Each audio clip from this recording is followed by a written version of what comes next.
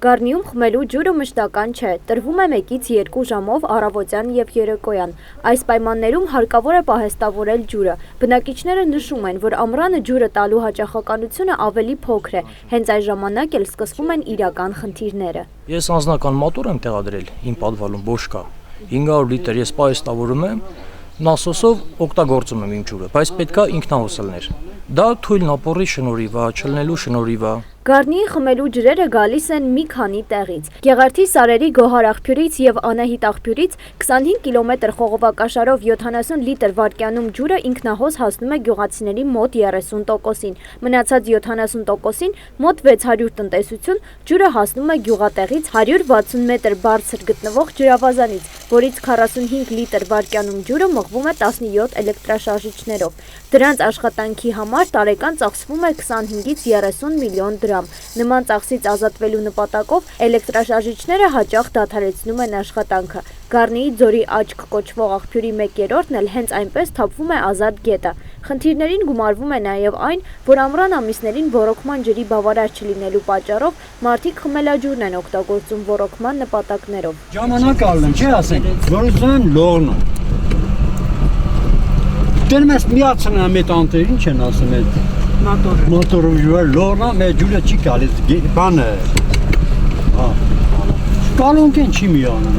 Ջուրը էս միացրած ամեն մարդ շլանգները գցած այդ խմելա ջուրը։ Ինչ ես դու շլանգով բանան ջրը։ Ընթացքում ոռոգման ջուրը երևի չի բավականացնում, դրա համար տալիս են ոռոգման ջրին։ Ոռոգման ջրին էլ հիմնականում տալի, հետո այդտենց էլ։ Որակը դե համեմատաբար բնական առնամանավանդ այս սեզոնին արդեն մի քիչ ուրիշ է։ Իսկ այն ջուրը, որ թափվում է ձորը, հիմնականում այն ժամանակ ինչից որ օգտվում ենք, հիմա այդ պոմպակայանները չեն աշխատում հիմնական։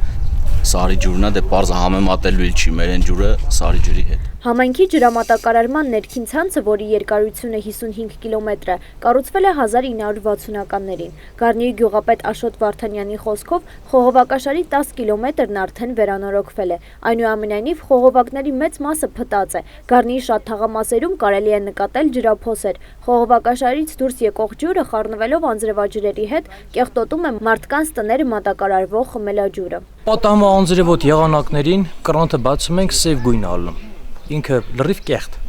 տես կարելի ասել։ Էսի մեր խմելու ջուրն է, հեսա կտրվելու դեպքում ջուրը որ կտրվում է, էսի մենք ենք խմում, մեր երեխեքն են խմում այս ջուրը, այս ցեխոտ ջուրը։ Կոտայքի մարզի ամենաշատ ջրային պաշարներ ունեցող եւ իր աղբյուրներով հայտնի Գառնին չի կարողանում օգտվել սեփական աղբյուրներից։ Մինչդեռ Երևան ջուր ընկերությունը հենց այս աղբյուրներից օգտվելով է իրականացնում Երևանի եւ Արարատի մարզի որոշ համայնքների ջրամատակարարումը, ապահովելով առաջինին 2000 լիտր վարկյանում, իսկ երկրորդին 1800 լիտր վարկյանում ջուր։ Մոտ 7500 բնակիչ ունեցող Գառնին, որը նաև զբոսաշրջային կարևոր հանգրվան է, չունի ամենակարևորը՝ մշտական խմելու ջուր։